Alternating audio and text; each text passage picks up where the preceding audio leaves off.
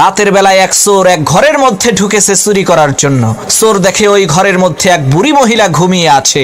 এখন চোরের নড়াচড়ার খসখসানি শব্দ শুনে হঠাৎ করে সেই বুড়ি মহিলার ঘুম ভেঙে গেল। চোর কয়, সর্বনাশ, ধরা বুঝি পড়েই গেলাম, এখন কি করি? এমন সময় সেই বুড়ি মহিলা সেই চোরকে বলল, বাবা, তোমাকে তো দেখে মনে হচ্ছে তুমি খুবই সম্ভ্রান্ত পরিবারের সন্তান, মনে হয় বড় কোনো বিপদে পড়ে এই চুরির পেশাকেই বেছে নিয়েছো। ঠিক আছে, কোনো সমস্যা নাই। এই যে দেখো, আলমারির 3 নম্বর বাক্সের মধ্যে 5 ভরি স্বর্ণ আর 70,000 টাকা আছে, এগুলো তুমি নিয়ে যাও। আমি বাঁচবই আর কয়দিন, এত টাকা পয়সা দিয়ে আমি করবোটা কি? আর বাবা, তুমি যাওয়ার আগে আমার কাছে এসে একটু বসো। আমি একটু আগেই একটা আশ্চর্য ধরনের স্বপ্ন দেখেছি। এই স্বপ্নের মানেটা আমি বুঝতে পারছি না, তুমি একটু বলো তো এই স্বপ্নের মানেটা কি? চোর মনে মনে কয়, আল্লাহ, সব বাড়ির মানুষেরা যদি এই বুড়ির মতো বড় দিলের অধিকারী হইতো, তাহলে তো আমার আর কোনো চিন্তাই থাকতো না।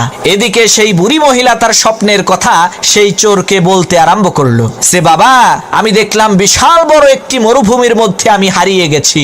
এমন সময় একটা ঈগল পাখি এসে জোরে জোরে 3 বার বলল, জামাল, জামাল, জামাল। এরপরে সেই ঈগল পাখিটি চলে গেল। বাবা, বলো তো এর মানে কি?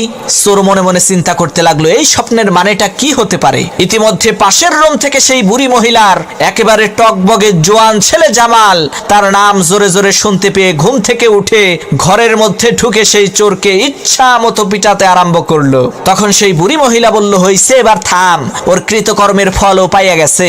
তখন সেই চোর বলল, না ভাই, থাইমো না, আমারে আরো মারো, যাতে ভবিষ্যতে আমার মনে থাকে শালার আমি একটা চোর, স্বপ্নের ব্যাখ্যা করার কোনো জ্যোতিষী না।